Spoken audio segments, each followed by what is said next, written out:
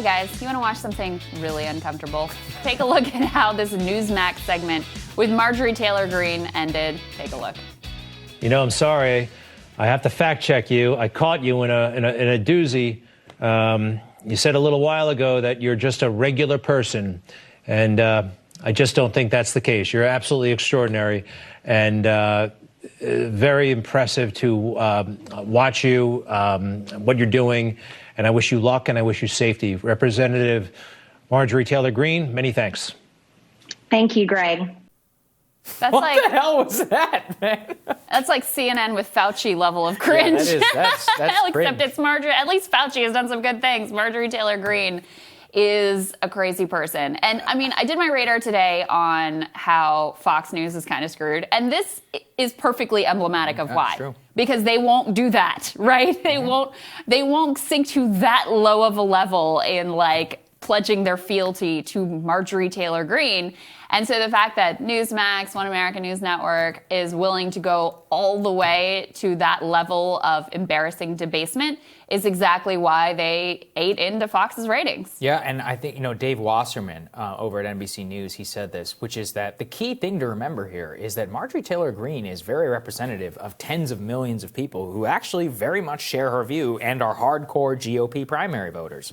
And so Fox and News, this is very much a preview, I think, of where Newsmax, OAN, and others are going to go. I've watched with some interest what the lineups are on these shows. I'm beginning to notice more and more congressmen who are doing Newsmax interviews, people who want to gin up the base, and more especially in the deep red district. Because remember, it's always how you're going to get primaried is much more of a concern than whether you're going to get beat by a Democrat in most of these gerrymandered districts. So the skewing of the incentive and the ship is beginning to turn here.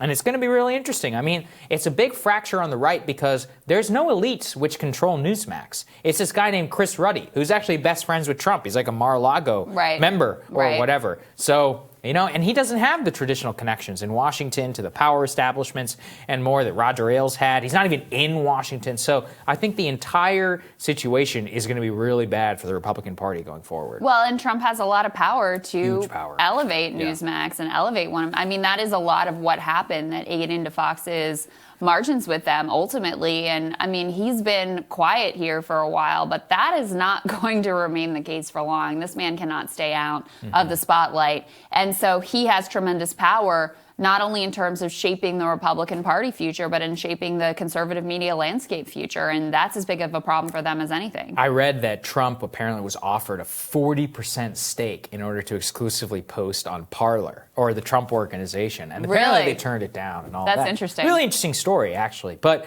that's kind of where I think things are going to trend, which is that whoever wants to be, whoever is going to want to nail down Trump, I wouldn't put it past the fact that Newsmax could have the very first post-presidential interview with Trump whenever he does decide to speak, probably after impeachment because they've told him not to do so. It could also be Fox. Who knows? I'm really not sure. It could be Sean Hannity, but I think it will be very interesting to see where things go. And I think Trump is still so pissed at them about that Arizona call, the correct call, that Biden had won the state of Arizona, that I think they're going to have a problem. Yeah. By the way, if you're on the right and you made fun of David Chalian on CNN for his warm This arms, is so embracing the This is so nation or terrible. whatever, Yes. you better be embarrassed by this as well. 100%.